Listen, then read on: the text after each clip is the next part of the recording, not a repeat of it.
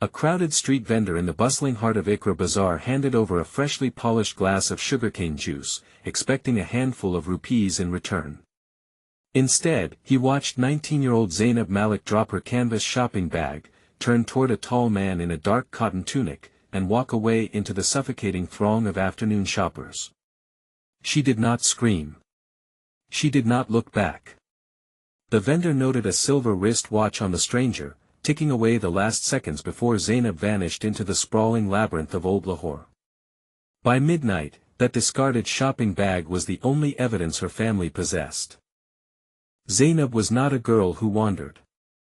The middle daughter of a conservative government clerk, her life revolved around strict schedules, family obligations, and her upcoming university entrance exams.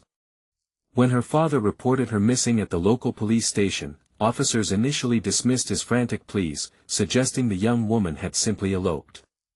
But her mother produced Zainab's wallet, identification documents, and severe asthma medication, all left behind on her bedroom dresser. The police chief reluctantly opened a missing persons report, noting an unusual detail: 2 days prior, Zainab had received 3 brief, unidentified calls on her father's landline phone. Senior Inspector Tariq Mahmood took over the investigation as public anger mounted. He began by retracing Zainab's exact steps through the narrow alleys of the historic district. Local shopkeepers described a dutiful daughter who frequented the market every Tuesday to purchase embroidery supplies for her elder sister's wedding outfit. Mahmood secured CCTV footage from a nearby bank branch, hoping to identify the mysterious man in the dark tunic. The footage was grainy, obscured by heat distortion and dust, yet it clearly showed Zainab offering no resistance as she followed the stranger. She had walked directly into danger without hesitation. The breakthrough came from an unlikely source. A young constable auditing Zainab's family background discovered that her father had served as a senior clerk in the Provincial Land Records Department 20 years ago. During his tenure, several valuable state-owned properties near the Lahore railway station had been illegally transferred to private developers. Mahmood searched the archived files, finding a sealed envelope hidden within a forgotten filing cabinet. Inside was a handwritten note addressed to Zainab, containing an address in the old city and a chilling promise: "Come alone, or your father's past will destroy your family's future."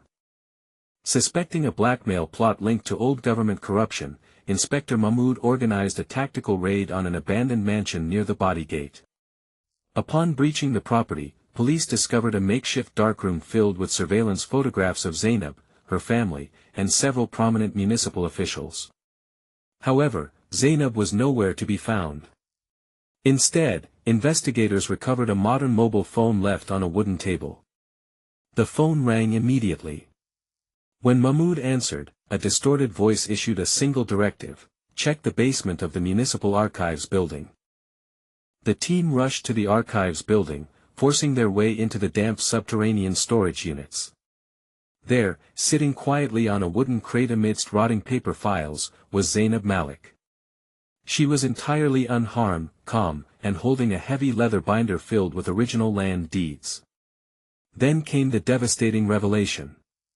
Zainab had not been abducted by an enemy. The stranger in the market was a paid accomplice. Zainab herself had orchestrated her own disappearance to draw police attention to the archives before her father could destroy the evidence of his masterminding a massive land fraud scheme.